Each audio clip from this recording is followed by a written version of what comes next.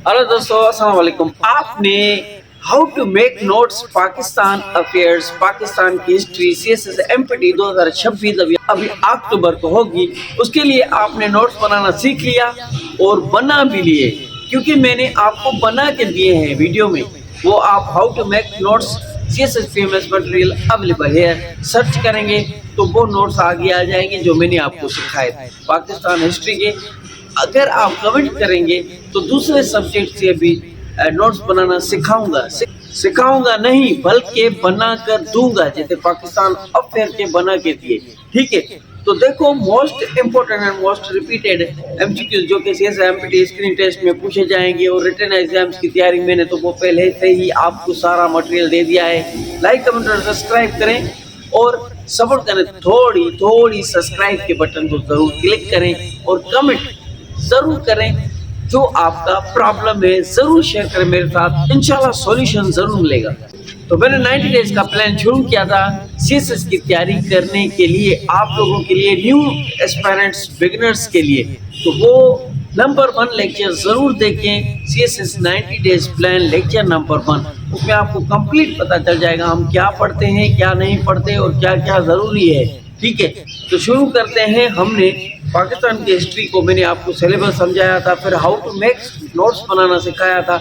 अभी जिन लोगों ने वो वीडियो देखा है, ये वीडियो उनको बहुत अच्छा लगेगा और ये सारा देखेंगे कंप्लीट। लास्ट में एक टिप दूंगा, वो नोट करके रख लेना। और इंग्लिश में जो आर्टिकल मैंने आपको पढ़ाया, कितना ज़बरदस्त वीडियो था, कितनी नॉलेज थी, कितनी रिसर्च थी उसमें। नोट करो, समझते जाओ, बाद में पछताओगे। हाँ, तुम जो वीडियो देख रहे हो तुम ही सीएसएस करोगे, ज़रूर करोगे, तुम ही करोगे और तुम ही करके दिखाओगे, लोगों को बन के दिखाओगे। देखो, पाकिस्तान की हिस्ट्री में, पाकिस्तान अफेयर के पेपर में हम पहुँचे हैं दिल्ली सल्तनत में। दिल्ली सल्तनत में पहली डायनास्टी स्लेव डायनास्टी थी, उसके बाद दूसरी डायनास्टी खिलजियों की डायनास्टी थी। हमने कंप्लीट कर दी 2 डायनास्टी। ठीक है, आज हम तीसरी डायनास्टी का पहला रूलर डिस्कस करेंगे। तो वो आपने वीडियो देखा है तो ये आपको बहुत ही मजा आएगा। बस एमसीक्यूज देखते जाएं और नोट करते जाएं। अगर नोट ना करें भी ना, फिर भी देखें, आपको 10 एमसीक्यूज तो ऐसे ही याद हो जाएंगे। आपकी एमपीटी स्क्रीन टेस्ट में सिर्फ टिक करते जाएंगे, तो इतना ही काफ़ी है आपके लिए। अगर वीडियो भी गौर से देखते हो ना, आपके आधे क्वेश्चन सॉल्व हो जाते हैं।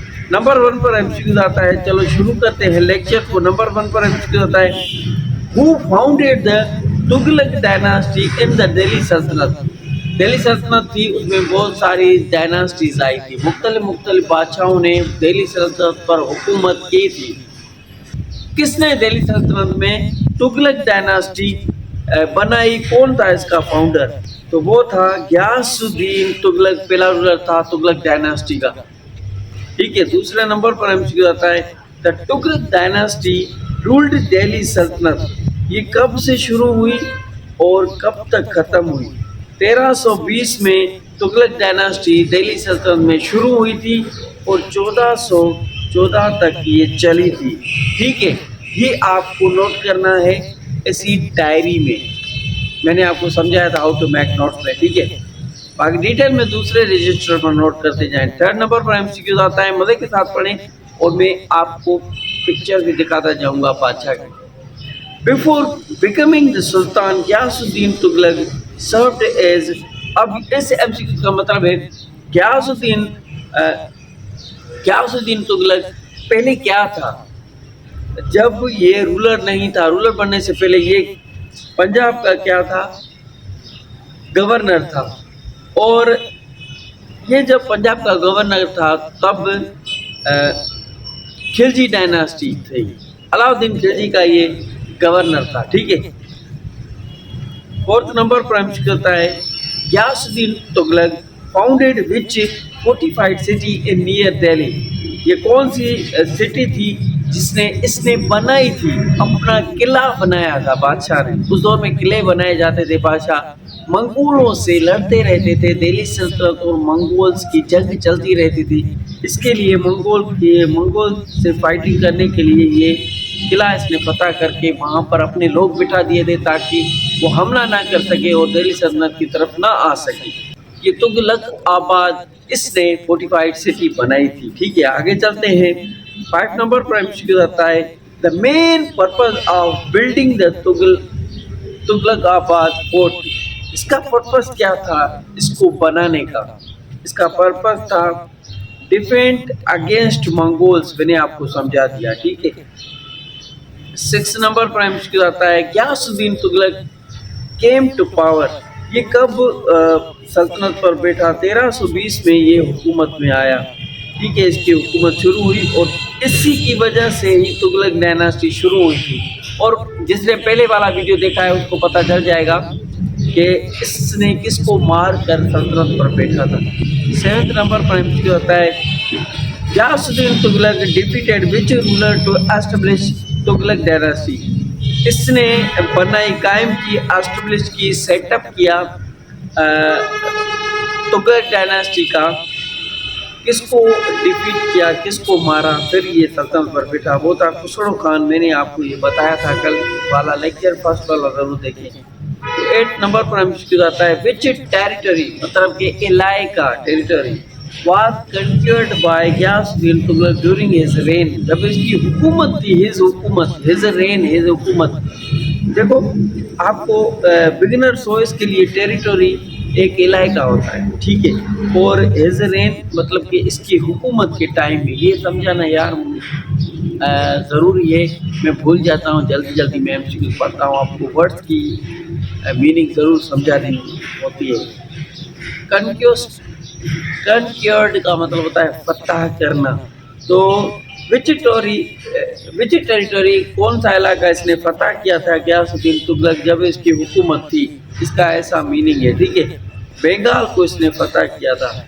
9 नंबर पर एमसीक्यू आता है क्योंकि उस दौर में कब्जा करते थे, फतह करते थे और बैठ जाते थे हुकूमत बढ़ाने के लिए, सल्तनत बढ़ाने के लिए, अपना पावर बढ़ाने के लिए। ये इसी तरीके से बंगाल पर हमला करके अपना पावर दिखा रहा था, अपना पावर दिखा रहा था। ठीक है, गियासुद्दीन तुगलक डाइड इन, मतलब कि ये कब इसकी वफात हुई? 1325 में इसकी वफात हुई। ठीक है, आगे चलते हैं, मजे के साथ पढ़े।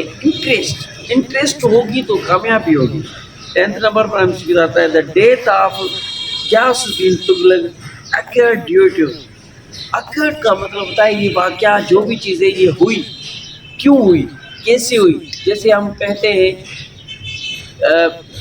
वेदर, अगर आप क्लाइमेट चेंज या ग्लोबल वार्मिंग के बारे में पढ़ेंगे तो अकर्ड होगा कि मौसम क्यों चेंज होती है, तो वहाँ पर भी आपको अकर्ड लफ्ज़ मिलेगा।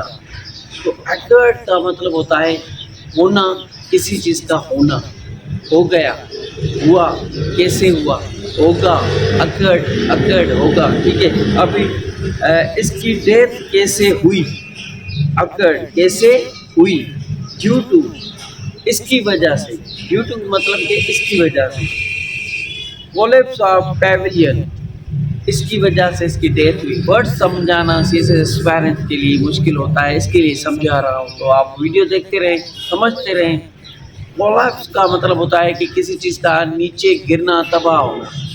अब देखो एक बिल्डिंग होती है, जैसे कि वो गिरती है तो उसको कोलैप्स कहा जाता है। जो ऑटोमेटिक गिर जाए उसको कोलैप्स कहते हैं।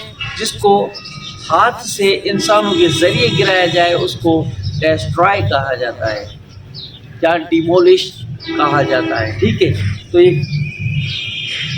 ये पैविलियन क्या है? ये लकड़ी का एक बना हुआ, जो बादशाह होते थे उस वक्त में, वो कहीं पर जाते थे और सफ़र में उनके लोग होते थे, उनके लिए क्या है कि रॉयल आ रहा है, बादशाह आ रहा है, उसके लिए तैयारी करो, वो यहाँ पर आराम करेगा, वेट करेगा, रेस्ट करेगा। तो उसके लिए लकड़ियों का बना हुआ ये पैविलियन एक मतलब कि टेंट बनाते हैं। टेंट जैसे अभी हम टेंट बनाते हैं लकड़ियों का, छोटा सा महल समझिए आप।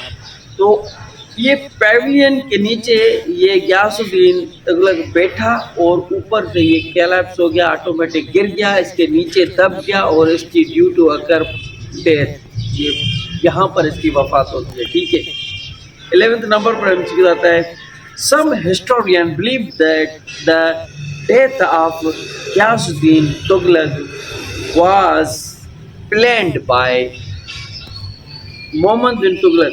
नेक्स्ट रूलर है मोहम्मद बिन तुगलक। इसने प्लान किया था कि ऐसी पेविलियन बनाओ रॉयल ताज के लिए, बैठने की जगह बनाओ रेस्ट करने की, जैसे कि इसके नीचे आ जाए और इसकी वफात हो जाए और बादशाह मैं बनूं। तो ये प्लानिंग भी थी कि इस बादशाह को मारने की, ऐसा कहा जाता है। सम हिस्टोरियन मतलब कि बहुत सारे बुक्स में और बहुत सारे जो हिस्टोरियन से जो तारीख के बारे में लिखते आ रहे हैं वो बोल रहे हैं कि इसकी डेथ प्लान किया गया था इसको मारने का, ठीक है। और वो मोहम्मद बिन तुगलक ने किया था ताकि मैं बादशाह बन सकूं, तुगलकों का नेक्स्ट बादशाह। 12th नंबर पर कहता है which Sufi saint is associated with the famous curds related to Tughlakabad, ठीक है। निज़ामुद्दीन औलिया। निज़ामुद्दीन औलिया एक बहुत बड़े औलिया थे, इसकी भी हिस्ट्री है, ये बहुत इम्पोर्टेंट है, इससे भी एमसीक्यूज आते हैं। तो ये सूफी सेंट थे। सेंट का मतलब होता है सूफी आलिम, आलिम उल्मा जो होते हैं ना उनको सेंट बोला जाता है। ये ताल्लुक़ रखते हैं famous curds related to Tughlakabad, ठीक है। तो इसकी ये थे निज़ामुद्दीन औलिया जो इसके वक्त में मौजूद थे।